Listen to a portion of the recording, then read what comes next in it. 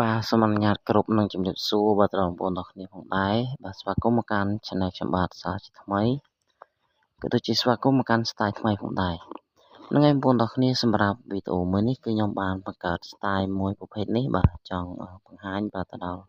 បងប្អូនទាំងគ្នាបាទឲ្យបានដឹងថាខ្ញុំបាទមាន Style ថ្មីទៀតហើយអញ្ចឹងរាល់បងប្អូនដែលត្រូវការ Style ថ្មីអាចឆាតមកកាន់រូបសម្បត្តិបានហ្នឹងហើយហើយតម្លៃសមរម្យទេបងប្អូនទាំងគ្នាហ្នឹងហើយអញ្ចឹងសម្រាប់បងប្អូនដែលអ្នកធ្វើ YouTube បាទ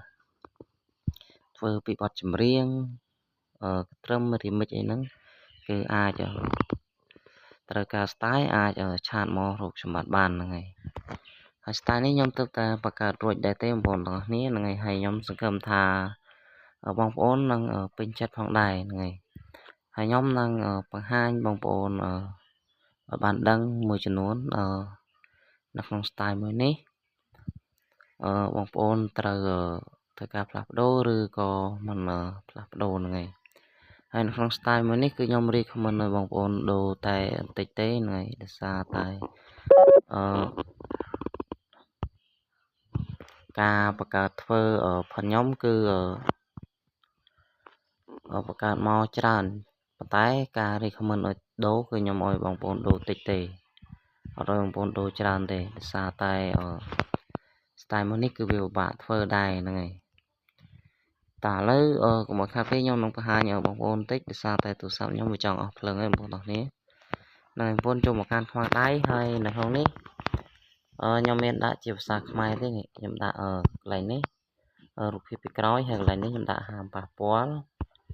ហើយកន្លែងនេះកងវិលហើយកន្លែងនេះ logo ហើយកន្លែងនេះឈ្មោះខ្ញុំហ្នឹងហើយអញ្ចឹងមានតែប៉ុណ្្នឹងទេក្រៅពីហ្នឹងបងប្អូនមិនប៉ះពាល់ទេណាហ្នឹងហើយតែបើបងប្អូនប៉ះពាល់វាខូចអាហ្នឹងវាអាស្រ័យទៅលើបងប្អូនទេហ្នឹងហើយភាសាការបង្កើតមកផងខ្ញុំគឺខ្ញុំបង្កើតមកតែប៉ុណ្្នឹងសម្រាប់ឲ្យបងប្អូនផ្លាស់ប្ដូរបាទទី1ឈ្មោះរបស់ខ្ញុំនៅចំកណ្ដាលនេះហើយមួយទៀត logo នេះ logo អាធំនេះអាធំជាងគេវែងហើយមួយទៀតកងវិលនេះនៅខាងលើនេះហើយមួយទៀតរូបភាពពីក្រោយអានេះកន្លែងនេះខ្ញុំមិនអោយប៉ះពាល់គឺបើសិនជាបងប្អូនប៉ះពាល់កាលណាវាបាត់គឺបាត់អស់អញ្ចេះតែម្ដងឃើញទេសារកន្លែងហ្នឹងខ្ញុំអត់អោយប៉ះពាល់ទេណាអញ្ចឹងបងប្អូនមិនប៉ះពាល់ទេអញ្ចឹងរាល់បងប្អូនដែលស្រឡាញ់ពេញចិត្តstyle ចម្រៀងរបស់ AV Player ហើយតែ remix បាទមិនថា style ចាស់ style ថ្មីគឺខ្ញុំនឹងបង្កើតឡើងដើម្បីចែកជូនបាទដល់បងប្អូនទាំងគ្នាហើយខ្ញុំក៏សង្ឃឹមថាបងប្អូនទាំងគ្នាពេញចិត្តបាទរាល់ style ដែលខ្ញុំបង្កើតនីមួយៗផងដែរហ្នឹងហើយសម្រាប់ style នេះអត់មានអីច្រើនមានប៉ុណ្ណឹងបងប្អូនចង់ធ្វើការផ្លាស់ប្ដូរបានហ្នឹងហើយមានតែប៉ុណ្ណឹងទេតោះឥឡូវខ្ញុំឲ្យមើល style នេះបុកបន្តិចហ្នឹងហើយ